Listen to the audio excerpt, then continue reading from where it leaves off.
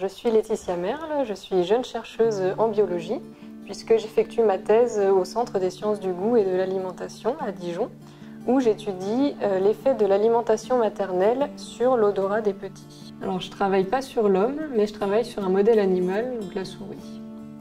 J'expose mes souris à deux types d'alimentation, soit une alimentation normale, soit une alimentation grasse et sucrée. Ces deux groupes de souris, donc je vais les mettre en reproduction pour avoir des petits, deux groupes de petits. Un groupe de petits qu'on pourra qualifier de petits standards et un groupe de petits qui auraient été soumis à l'empreinte nutritionnelle maternelle. Et sur ces deux groupes de petits-là, en fait, je vais chercher à savoir s'ils sont capables de sentir les odeurs de la même manière. Le principal test que j'ai mis en place, c'est un test qui consiste à mesurer l'activité respiratoire de la souris. Pour enregistrer l'activité respiratoire de la souris, j'utilise ce qu'on appelle un plétismographe, une sorte de petite boîte en plexiglas qui contient un socle où on vient placer la souris à l'intérieur. On referme l'enceinte avec le couvercle. C'est une enceinte qui contient donc un port pour brancher un capteur qui mesure les variations de pression. Ensuite, on vient brancher un petit tuyau sur un des ports qui est directement ouvert sur l'enceinte. Et ce tuyau est relié à une fiole qui contient une solution odorante. Ce qui fait que quand on ouvre le petit robinet, on a de l'air odorisé qui va rentrer vers la souris.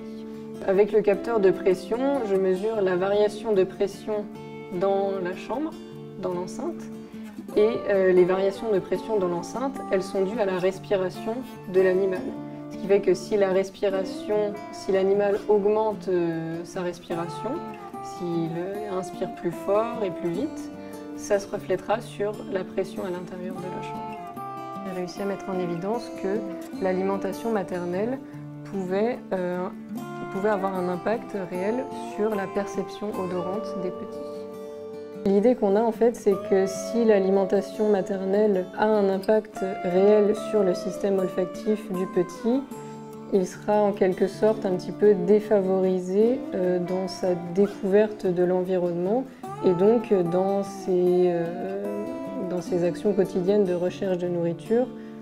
Et la difficulté ensuite, c'est au bout de chaque expérience d'arriver à expliquer ce qu'on observe. Si on observe une différence, essayer d'aller comprendre à quoi est due vraiment cette différence. Et au contraire, si on n'observe pas de différence, essayer quand même de trouver le raisonnement derrière qui explique l'observation comportementale. Donc, lors de mon atelier de l'expérimentarium, ce que j'aime beaucoup montrer aux scolaires qui viennent, c'est le dispositif que j'utilise pour enregistrer la respiration des souris. Et ce qui est assez marrant, c'est que souvent quand je leur demande de sentir des odeurs, quand je leur présente un flacon d'odeur et que je leur demande qu'est-ce qu'ils font effectivement pour sentir l'odeur, ils me disent tous qu'ils reniflent, ils sentent et je leur dis que c'est exactement ce que je mesure chez mes souris. Et donc souvent ça leur crée un petit déclic assez sympa à voir et ensuite je leur montre le dispositif pour qu'ils voient vraiment qu'est-ce que je fais en pratique. Ce qui ressort parfois, c'est quand je demande un petit peu quels sont les rôles des odeurs, etc. Là, j'ai toujours des réactions d'enfants qui me disent « Ah oui, et puis moi, par contre, ma grand-mère, elle sent plus rien, donc est-ce que c'est grave? Est-ce que ça va avoir des conséquences ?»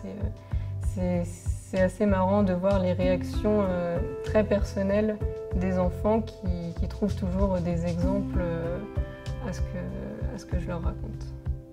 Je pense qu'avec encore 1 an, j'aurai suffisamment de matière pour déjà construire une petite histoire.